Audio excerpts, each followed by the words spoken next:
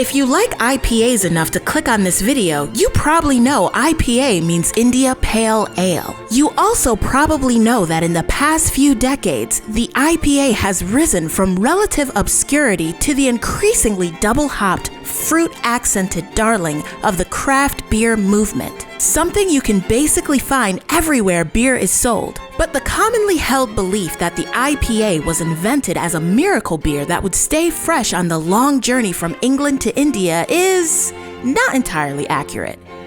Well, sort of. In the early 18th century, people in England love their beer. And one of the preeminent styles of the time is the pale ale, brewed with coke-fired malt, leading to a lighter complexion.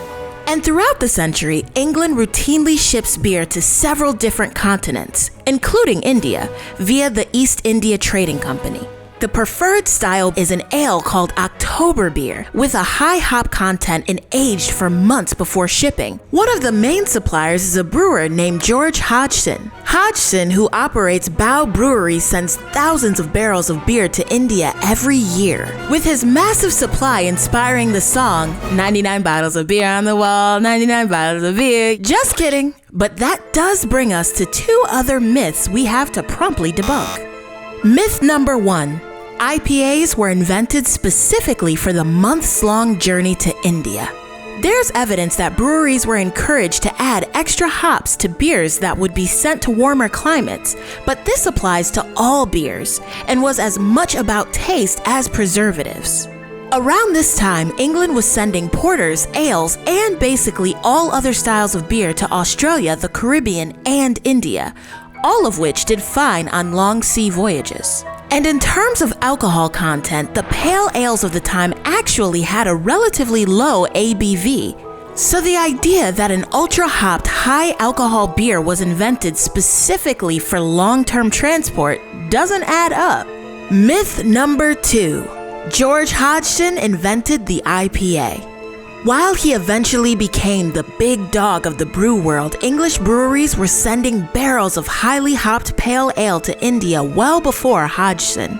And his dominance in the market likely stemmed from the lucky coincidence of his brewery being super close to the merchant docks, and the general popularity of his refreshing, well-crafted beer.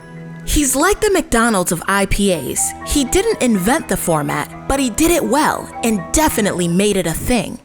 By the 1800s, Ballantine Brewery in New Jersey, USA begins brewing an IPA, possibly becoming the first American brewery to do so.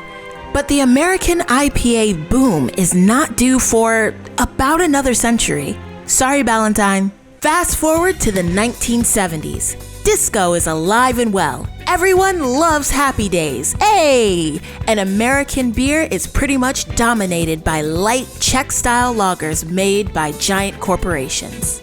But this starts to change when the USDA breeding program at the University of Oregon develops the Cascade hop, a sweet, floral, extremely aromatic hop that would soon be adopted by San Francisco's Anchor Brewing, who in 1975 released the Liberty Ale on the 200th anniversary of Paul Revere's One If by Land, Two If by Sea ride. It uses the new Cascade hops, becoming the first modern American IPA. By the 1990s, the emergence of what would come to be known as craft breweries becomes synonymous with IPAs. Small operations on the West Coast, like Lagunitas, in the Midwest, like Bell's, and on the East Coast, like Harpoon, bring IPAs to every corner of the states. And as the decade progressed, the popularity of the American IPA increased.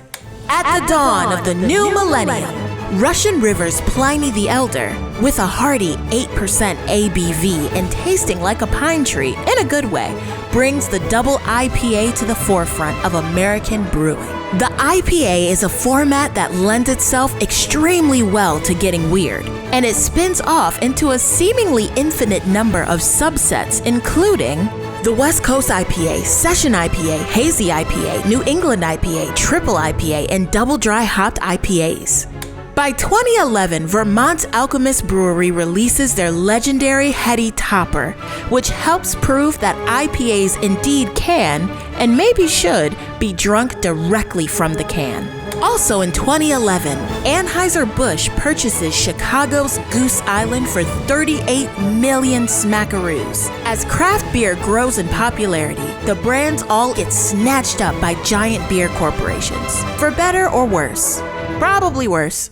By 2015, Ballast Point's Grapefruit Sculpin is released, spurring the emergence of fruity IPAs. And craft beer sales, largely buoyed by the IPA, make up about 20% of the American beer market. And by 2021, we have IPAs made with both Lucky Charms and key lime pie. Not together, thank God. And it still remains the most popular style for nearly every craft brewery, so much so that we routinely need to ask ourselves, hey, what's the next IPA? But we salute you IPAs, because the next IPA is probably just another variation of the IPA, which is a confusing way to say that the IPA is here to stay. And I'm just now realizing all that rhymed. Sorry, I've had a few IPAs while we were taping this. Oopsies!